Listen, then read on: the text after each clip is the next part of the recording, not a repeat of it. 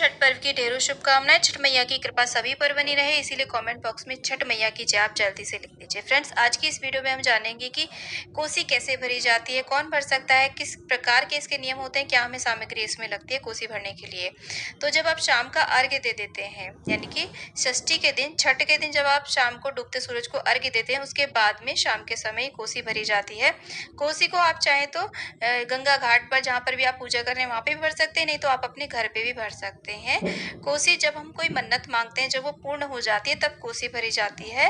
कोसी आप सिंगल भी भर सकते हैं, डबल भी भर सकते हैं, यानी कि जो भी हम सामग्री ले रहे हैं वो सब डबल ली जाती है जब हम डबल कोसी भरते हैं। जब हम 2 मनौतियां मांगते हैं और वो हमारी पूर्ण हो जाती हैं, तब डबल कोसी भरी जाती है। तो देखिए, कोसी भरने के लिए ऐसे गन्ने का मंडप बनाते हैं। मंडप को लाल कपड़े से बांधते हैं।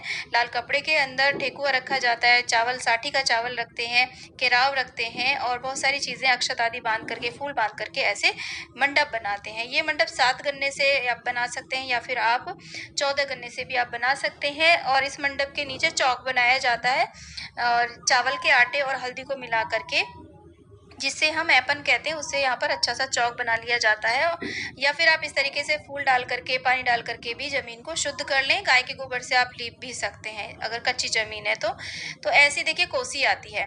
कोसी का एक कलश होता है, इसके चारों ओर कुछ दिए लगे होते हैं, उसमें आप दिए जला लें और उसके अंदर, कोसी के अंदर आप कील बताशे, मौसमी फल, सब्जी, जितनी भी सीजनेबल फ्रूट्स और सब्जियां आती हैं, आपने ठेकुआ बनाया, खस्ता बनाया है या फिर आपने जो चावल के लड्डू है वो बनाए हैं, उन सब से इसे भर दिया जाता है। उसके ऊपर एक ढक्कन रख करके उसके ऊपर 4 मुखी का दिया जलाया जाता है। ये दिए आप देसी घी के या सरसों के तेल के जला सकते हैं, जैसी भी सामर्थ्य हो। और ऐसे हमने उसे गज के ऊपर विराजमान कर दिया है। आपका यदि जो दिया है उसमें ही जो गणेश दिया है, तो आपको गज के ऊपर रखने की जरूरत नहीं है। उसके बाद में देखिए सराय ली जाती है। सराय यहाँ पर आप 12 भी ले सकते हैं, 24 भी ले सकते हैं। अगर आपने डबल कोसी भरी है तो आपको ये 24 लेनी होती है। सराई आप 6 अगर ले रहे हैं तो उसमें डबल डबल आपको सामग्री रखनी होती है। यहाँ पर जितने भी सीजनेबल फ्रूट्स हैं, सब्जियां हैं, वो सब कोसी के आसपास चढ़ाई जाती है, जैसे कि आंवला है, सिंघाड़ा है, शकरकंद है और जितनी भी सीजनेबल फ्रूट सब्जियां इस व्रत पूजन में लगती हैं, डाले में सजाई जाती हैं, वो सब यहाँ पर चढ़ाई जाती हैं। फल चढ़ाए जाते हैं, ठेकुआ चढ़ाया जाता है और सभी सराय के अंदर एक एक दिया रखा जाता है। तो अगर आप सिंगल कोसी भर रहे हैं तो 12 दिए आप यहाँ पे जलाएं, और अगर आप डबल कोसी भर रहे हैं तो आप यहाँ पर दो दो के हिसाब से, यानी कि 24 दिए आपको जलाने होते हैं। चारों ओर हम दिए जलाते हैं, देते हैं और एक जल का कलश भरते हैं, उसके अंदर आम की डाली भर के रखते हैं। और इसके बाद में देखिए हल्दी के अंदर थोड़ा चावल का आटा मिलाएं और उसके बाद में यहाँ पर जो गन्ने हमने लगाए हैं उनको भी ऐसे हम टीक देते हैं। सभी पर हम टीका करते हैं। कोसी को भी हम इस तरीके से हल्दी से टीका करते हैं और जो गज है उसका भी हम पूजन करते हैं, माला अर्पित कर देते हैं। उसके बाद में हम सभी दियों को इस तरीके से जला देते हैं। तो ऐसे कोसी भरी जाती है। देखिए, कोई भी हमारी ऐसी मन्नत होती है जो हमारी पूर्ण नहीं हो रही होती है काफी समय से, तो उसके लिए ऐसे आप मन्नत मांग सकते हैं, जैसे कि संतान नहीं होना, या घर में अन्न धन की बरकत ना होना, या फिर नौकरी ना लगना, व्यापार ना चलना, या फिर कोई भी ऐसा जो झूठे केस में आपको फंसा दिया गया है, या फिर किसी भी प्रकार का कोई भी केस है जिसका कोई परिणाम नहीं आ पा रहा है,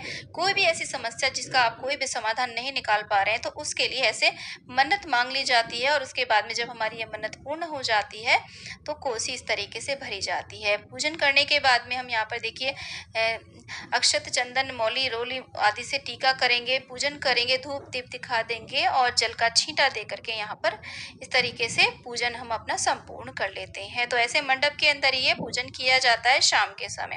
और यहाँ पर बैठ करके छठ मैया के गीत गाए जाते हैं बहुत अच्छे से। सभी परिवार की सभी महिलाएं इकट्ठा होकर के पूरी रात्रि पर, यानी कि चाहे तो आधी रात तक आप यहाँ पर बैठ करके छठ मैया के भजन कीर्तन आप जरूर करें। तो ऐसे कोसी भरी जाती है।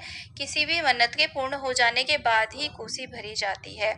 और सुबह को जब सूर्य को अर्घ्य दिया जाता है, उगते सूर्य को, तब वहां पर जाकर के, घाट के पास में जाकर के भी इस प्रकार से पूजन किया जाता है। और ये जो यहाँ पर कोसी हमने भरी है, इसका विसर्जन कर दिया जाता है घाट पर जा करके। और आप यदि घर पे पूजन कर रहे हैं तो भी इसका विसर्जन किया जाता है। जो भी यहाँ पे हमने फल सब्जी चढ़ाए हैं उन सभी को प्रसाद के रूप में बांट दिया जाता है और गन्ने को भी प्रसाद के रूप में बांट दिया जाता है। देखिए, अब जानते हैं कि कोसी कौन भर सकता है। जिस किसी की भी मनोकामना पूर्ण होती है वो कोसी भर सकता है, चाहे वो स्त्री हो या पुरुष हो। हर कोई कोसी भर सकता है। और किसी के यहाँ पर ये परंपरा होती है कि जब एक बार कोसी भर दी जाती है तो पीढ़ी दर पीढ़ी कोसी भरते आते हैं। तो जैसा भी आपके यहाँ पे होता हो आप वैसे कर सकते हैं, परंतु ज़्यादातर जिस वर्ष हमारी मनोकामना पूर्ण हो जाती है उस वर्ष कोसी भरी जाती है। चाहे तो जोड़े से भी भर सकते हैं, चाहे तो सिंगल कोसी भी भर सकते हैं। तो इस प्रकार से कोसी भरी जाती है और ये सब सामग्री हमें चाहिए। जो सब सामग्री मैंने पूजन में प्रयोग में लाई हूँ, वो सब सामग्री हमें इस पूजन में चाहिए होती है। तो फ्रेंड्स, उम्मीद करती हूँ कि ये वीडियो आपके लिए बहुत ही यूज़फुल रहा होगा। वीडियो थोड़ा भी यूज़फुल लगा है तो प्लीज़ वीडियो को लाइक शेयर, चैनल को ज़रूर सब्सक्राइब करें और कमेंट बॉक्स में छठ मैया की जय आप